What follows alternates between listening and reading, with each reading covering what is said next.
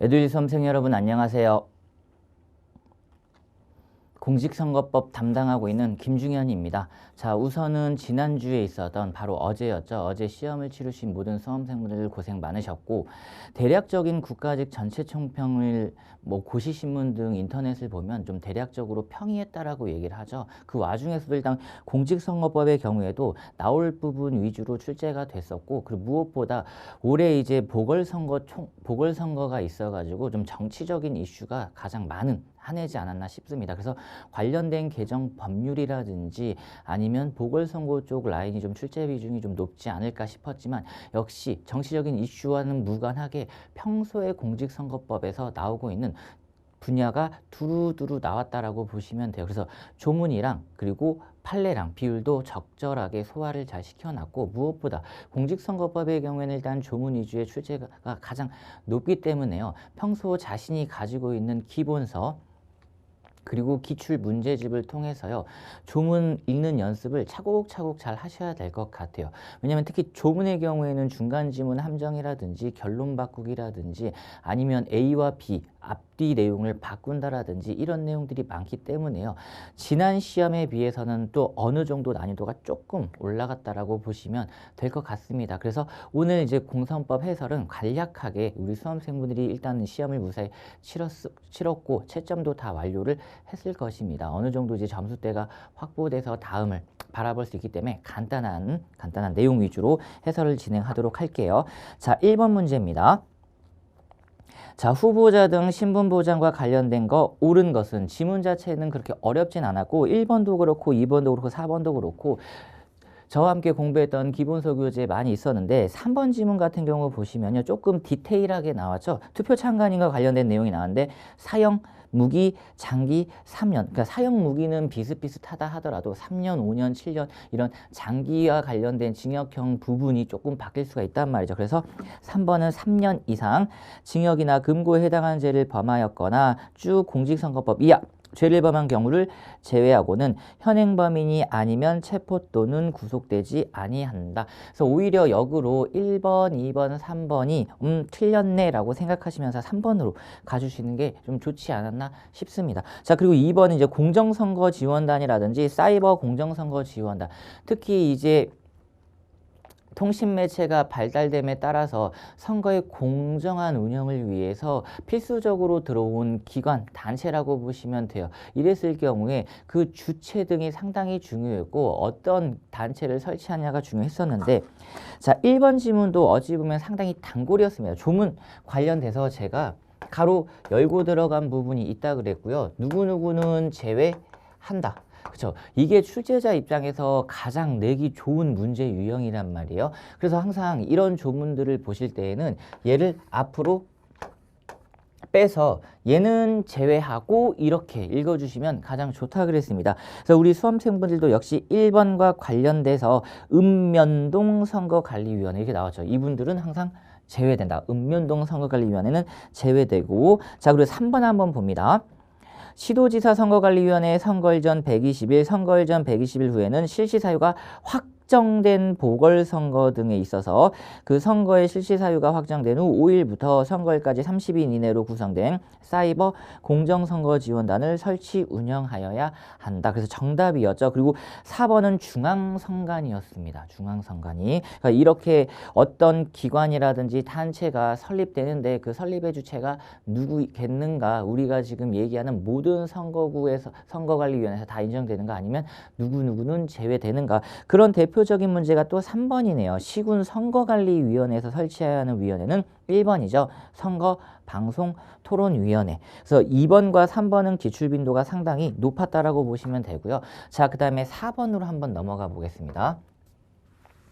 처음에 이 문제를 받아봤을 때 정답이 바로 눈에 보이지 않았어요. 그래서 옳지 않은 거 다 틀린 것 같은데 해서 2번을 봤더니 이건 수험생분들 입장에서는 맞출 가능성이 상당히 높은데 공부를 진행하는 와중에 그리고 시험장에 들어가셔야 되잖아요. 시험장에 들어가셔야 되기 때문에 긴장감에 그 전후 맥락 보지 말고 두 번째 줄 주류죠. 주류. 음료가 아니라 주류가 나왔다면 주류는 또 요랬어요.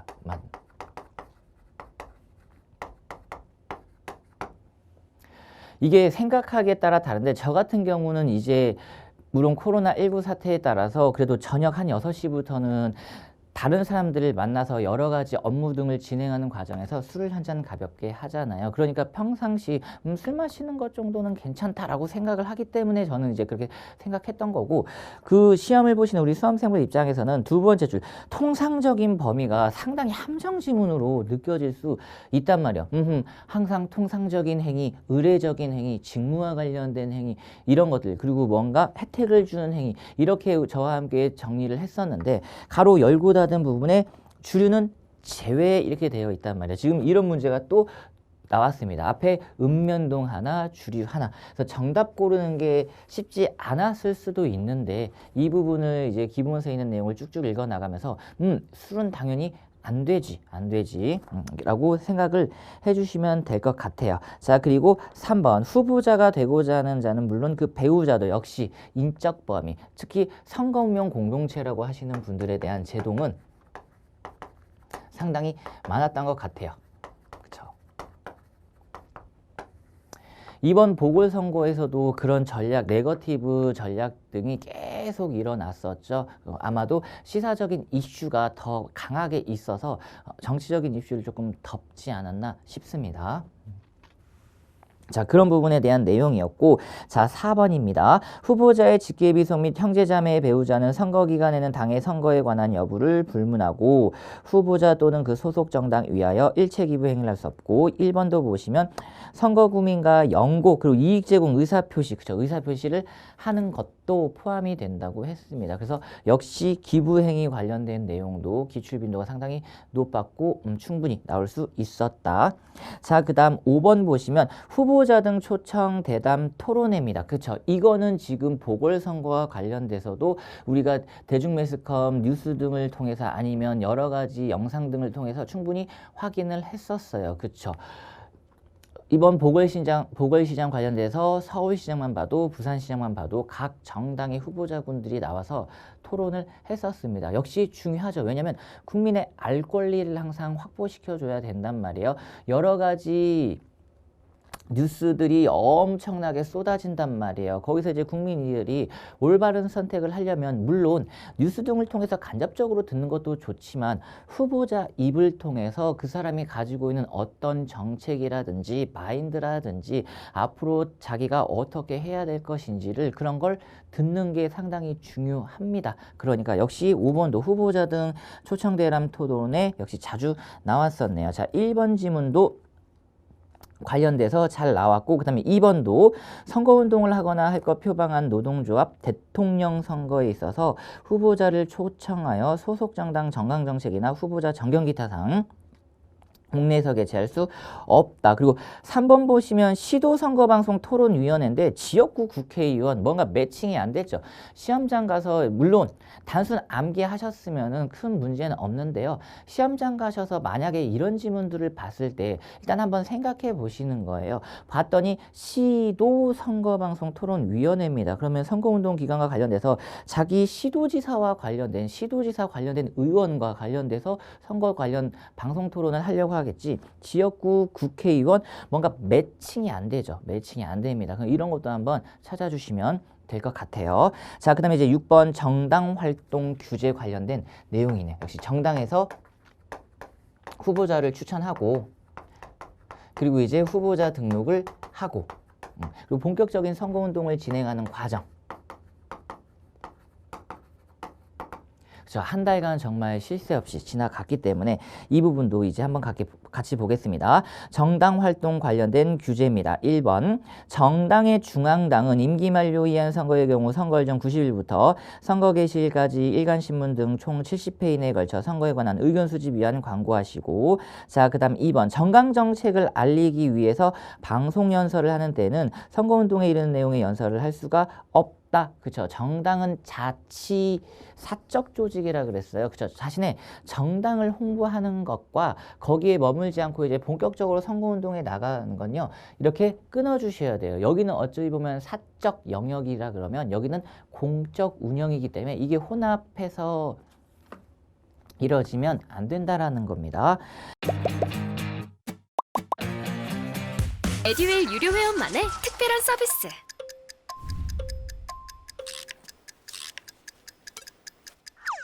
하치하차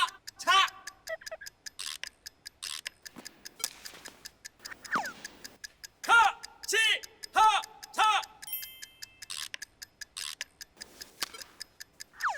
정답! 같이 하자 친구야 에듀윌 유료 회원!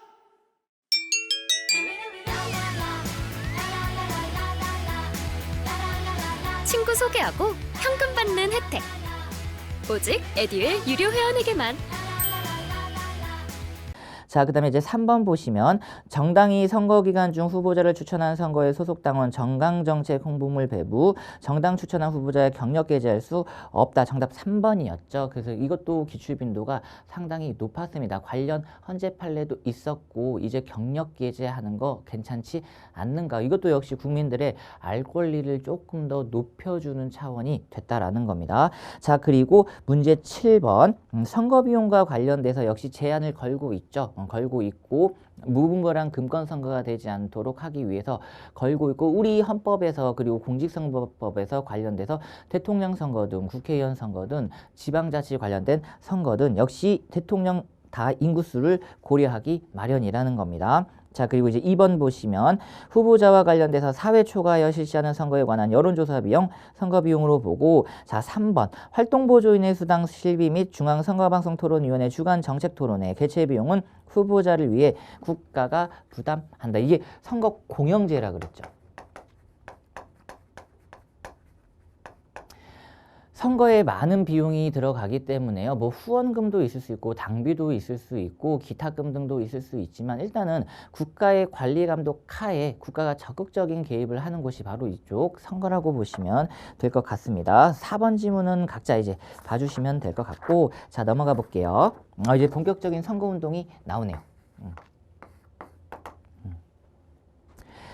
자, 8번입니다. 선거운동에 다툼이 있는 경우 판례니까 관련된 내용 조금 이제 주의하셔야 되고, 1번 선거운동의 자유, 정치적 표현의 자유의 중요성을 고려할 때 그 제한입법 위헌 여부에 대해서는 엄격한 심사 기준이 적용되어야 한다. 왜냐하면 국민주권주의와 민주주의의 가장 필수 불가결한 기본권을 두 개 뽑으라 그러면 선거권 관련된 투표, 그쵸? 그리고 그 선거 과정에서 국민들이 당당하게 얘기할 수 있어야 된단 말이에요. 그래서 저랑 마지막 마무리 특강 시간 때요, 이것과 관련돼 가지고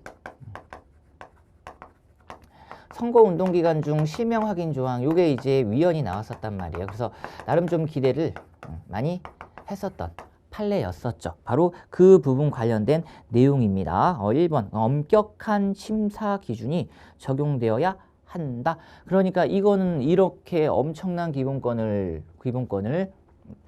제한하려고 하면 엄격 심사라는 겁니다. 이 엄격 심사라는 의미 자체가요, 이미 위헌 쪽으로 좀 가보겠다라는 의미가 조금 더 커요. 그래서 구체적인 내용은 내지 않고 일반적인 내용으로 끝냈다라는 겁니다. 자, 그리고 2번 선거공약서 대통령 선거 이미 힌트 들어갔죠. 2번에 선거공약 대통령 선거 들어갔으니까 3번 지역구 국회의원 예비후보자 탈락이죠. 대통령과 지방자치단체 장입니다. 역시 기출빈도가 상당히 높았던 3번 지문이네요. 3번 지문. 그러니까 항상 주체, 그리고 그 주체가 할 수 있는 액션, 이런 쪽, 그리고 가로 열고 닫아서 이거는 안 됨, 이런 느낌. 지금껏 공직선거법의 기출의 그 유형을 벗어나지 않았어요. 자, 그리고 4번 보시면 누구든지 선거벽보 내용 중 경력 등에 관한 거짓 사실 게재를 이유로 이의 제기를 하는 때는 해당 선거구 선거관리위원회를 거쳐 직근, 그쵸, 직근. 이것도 역시 기출과 관련된 내용이었고, 상급선거관리위원회 서면으로 하야하고 이의제기를 받은 상급선거관리위원회는 후보자와 이의제기자에게 그 증명서류 제출을 요구할 수 있다. 자, 그리고 9번 올해도 어김없이 사전투표가 보궐선거 전에 실시가 됐었죠. 그래서 정답이 1번으로 깔끔하게 떨어졌다라는 겁니다. 나머지 내용은 이제 해설을 통해서 확인을 하시면 될 것 같고, 올해 같은 경우에도 사전선거율과 관련돼서 사전투표율과 관련돼서 상당히 높았다 그러죠. 그래서 본투표가 오히려 좀 낫지 않았나라는 생각도 해보고, 일단 보궐선거의 경우에는 무엇보다 임시 공휴일이 아니잖아요. 그러니까 그런 내용들도 한번 다시 확인을 해보시면 될 것 같습니다. 자, 그리고 이제 10번 보시면 개표에 관한 것도 역시 한 문제씩 꼬박꼬박 나왔네요. 자, 그래서 관련된 3번 지문 간간히 잘 나오죠. 한 후보자란에만 어쨌든 들어가 있으니까 이 걸쳐서 한 게 아니잖아요. 그래서 10번 같은 경우에는 3번 지문이 혹여 시험장 들어가서 뭔가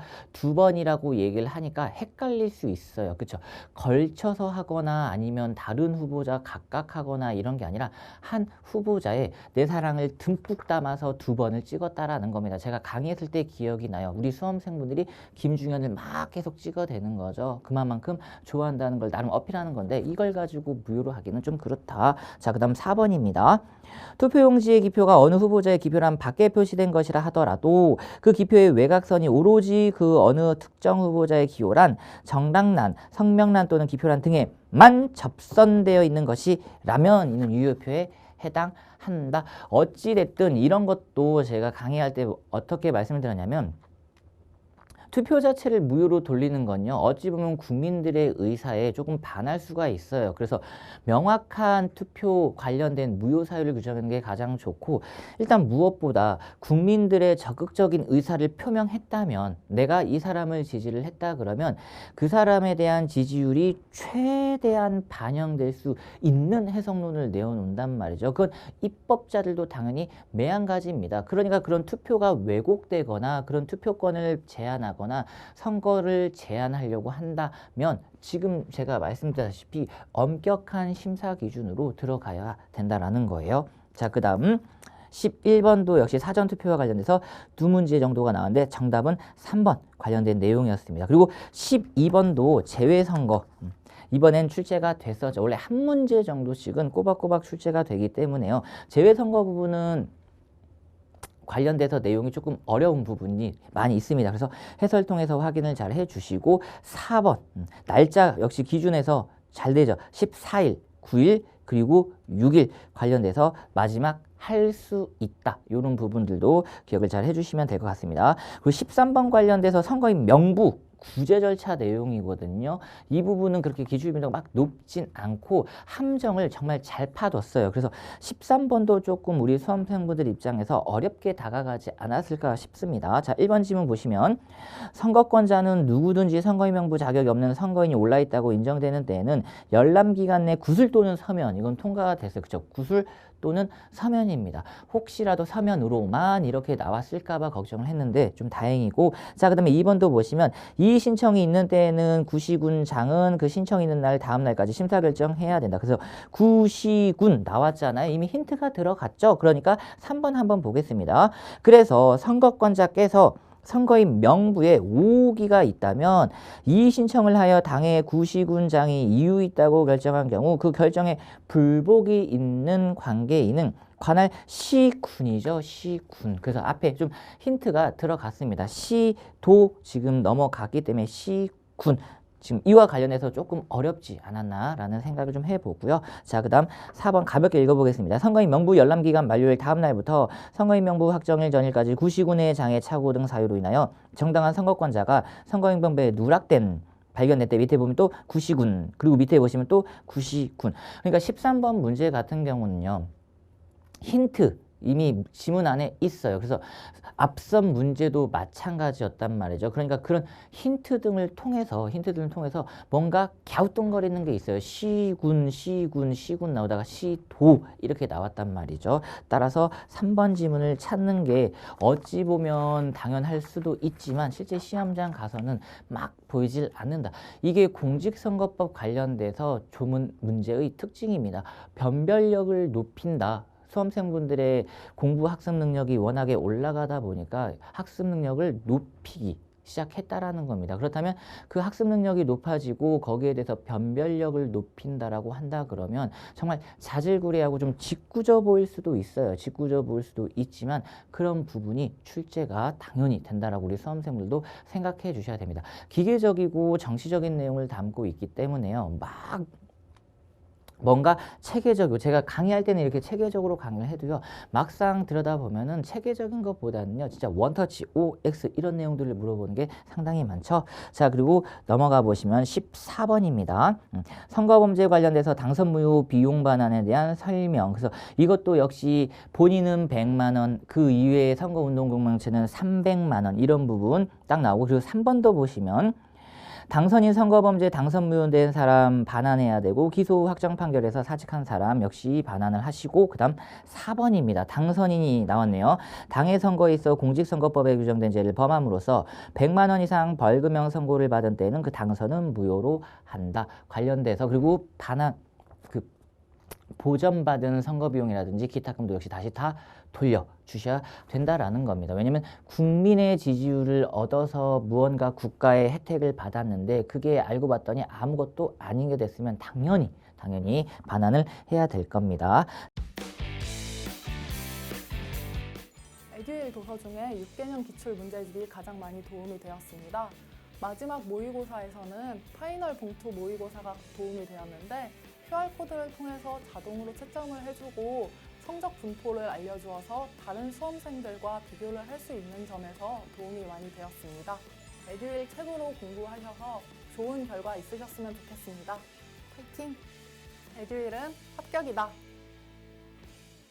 자, 그리고 관련돼서 15번 당선인에 대한 결정도 1번 지문 역시 기출 빈도가 높았던 국회의장 관련돼서 그런 내용들이 있고 특히 두 번째 줄 보시면 국회 제적의원 과반수 출석, 공개회에서 다수표 얻은 자 이런 부분 나와 있고요. 자, 그 다음 4번 지문 한번 봅니다. 지역구 국회의원 선거에서 당선인 결정에 명백한 착오가 있는 것을 발견한 때에는 관할 선거구 선거관리위원회는 선거일 후 10일 이내 당선인 결정을 시정해야 하며 이때 중앙선거관리위원회 심사를 받아야 한다. 여기가 중앙선거관리위원회였습니다. 자, 이 부분 잘 알아두시고 자, 그 다음 이제 16번 관련된 판례가 이제 또 나왔는데 1번 관련돼서 봅니다. 소청, 소장 접수한 선거관리위원회 또는 대법원이나 고등법원 선거쟁송에 있어 선거에 관한 규정 위반된 사실이 있는 때라도 선거 결과에 영향을 미쳤다고 인정할 때 이게 핵심 포커스라 그랬죠. 그러니까 공직선거법 자체는 위반을 할 수가 있어요. 근데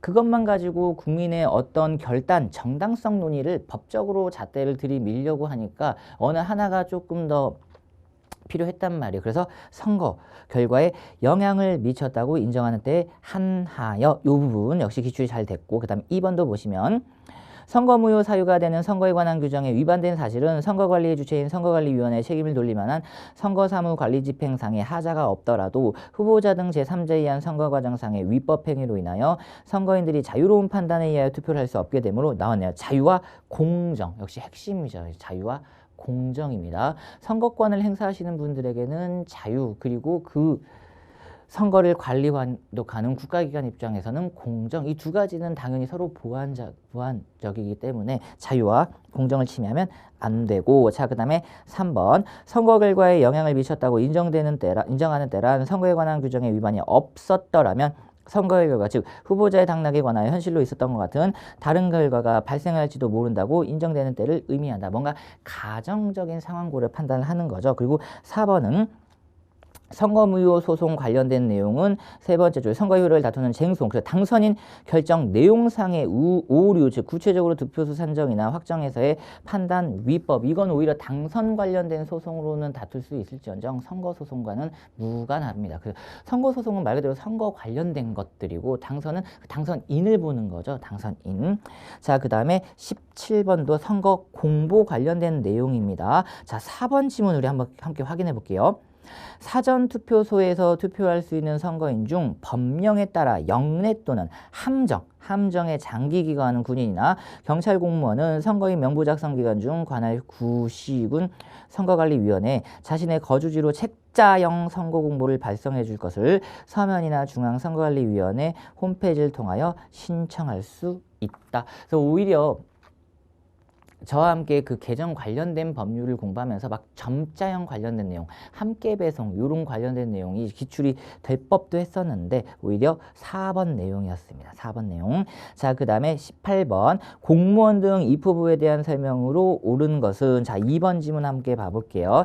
사립중학교 교원의 지방의회 의원 보궐선거에 입후보하는 경우 상당히 짧다 그랬어요. 그쵸? 31 관련된 내용이었습니다. 자, 그리고 나머지 내용 함께 각자 살펴보시고 그다음에 19번 당내 경선과 관련된 내용이었네요. 특히 당내 경선과 관련돼서는 그 공직선거법이 개정되면서요. 당내 민주주의를 조금 더 강화시켰다 그랬잖아요. 여러 가지 당내 경선 관련된 그 절차 등을 그냥 다 삭제하고 당내 민주주의가 뭐 구현되어야 한다라고 해서 당내 민주 쪽, 좀 정당 민주주의 쪽에 좀 더 포커스를 맞췄기 때문에 당내 경선 관련된 내용이 충분히 나올 법 했습니다. 그래서 1번 보시면 당내 경선 실시 여부가 확정되지 아니하였다거나 예비 후보자로 등록하기 이전이라 할지라도 당내 경선에 참여하려고 하는 사람이 당내 경선에 대비하여 공직선거법이 허용하는 범위를 넘어서 경선 운동을 하면 당연히 당내 경선 운동 위반 행위에 해당하다. 공직선거법은 항상 그 법 테두리 안에서 동등한 위치에서 동등한 기회 하에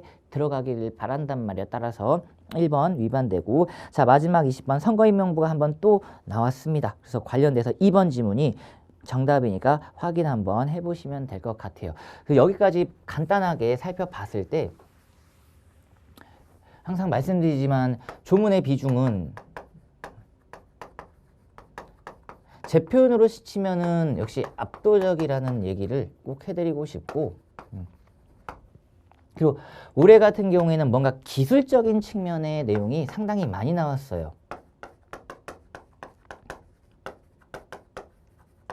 어떤 의미냐면 선거권을 행사하는 국민 측 편에서 무언가 하기보다는 절차라든지 좀 기술적인 측면의 출제 비중이 상당히 높았다라는 겁니다. 다만 우리가 기존 기출과 관련해서 평소에 나왔던 주요 쟁점은 모두 출제가 됐어요. 다만 이제 시사적인 이슈, 정치적인 이슈, 특히 정치적인 이슈와 관련돼서 보궐선거 관련돼서 그리고 개정된 공직선거법 그런 내용은 아직은 숙성 기간에 있는 것 같습니다. 특히 1월 달에 공선법이 개정돼서 저랑 함께 봤는데 3월 달에 또 부분 살짝 또 관련된 내용이 개정이 됐었단 말이에요. 그래서 아마 출제자 입장에서는 그런 부분을 고려하지 않았나 싶습니다. 따라서 다음 시험을 준비할 때에는요. 이제는 본격적으로 개정된 공직선거법 내용도 집중학습이 필요하다라는 겁니다. 이걸 저는 숙성시켜 놓는다라는 표현이죠. 숙성을 시켜 놓는다. 출제자 입장에서도 뭔가 계도기간, 개몽기간, 수험생분들의 학습기간을 고려를 해준다라는 거예요. 그래서 개정되고 나서 막바로 내지 않는 게 실제 출제자의 나름 어느 정도의 출제 포인트였다라는 겁니다. 그래서 다음 시험에 이제 숙성이 되고 학습이 어느 정도 됐겠거니 이게 우리가 어떤 법을 만들 때 입법 예고를 한다 이런 느낌을 보시면 돼요. 아, 이런 법률들이 만들어지겠구나 라고 생각을 해주시면 돼서 숙성 그리고 관련돼서 이제 학습을 좀 하시면 되는데 항상 제가 강조하는 학습법은 이게 정말 교수님들이 공직선거법과 관련해서 막 정치적이고 이론적인 내용을 담은 기본서는 없잖아요. 그래서 그런 기본서는 그냥 교수님들이 직접 작성하는 기본서 그런 건 찾기가 어려우니까 저랑 함께 공부했던 저희 저자분이 정말 자세하고 디테일했었던 기본서 학습 특히 조문의 충실 이해 정리 항상 하시고요. 그리고 이 기본서를 바탕으로 해서 기출, 완벽, 그리고 완전한 학습이 필요합니다. 우리가 100점을 다 맞으면 당연히 좋죠. 그렇죠. 100점을 확보하는 게 가장 훌륭하고 다만 그게 안 될 경우에는 그래도 기출은 항상 맞춰 오셔야 된단 말이에요. 이것도 기출이고 주요 쟁점이구나. 그래서 이건 항상 마스터를 해둬야 된다라는 겁니다. 그리고 나서 이제 여기서 플러스 알파가 이제 필요한 것들이었죠.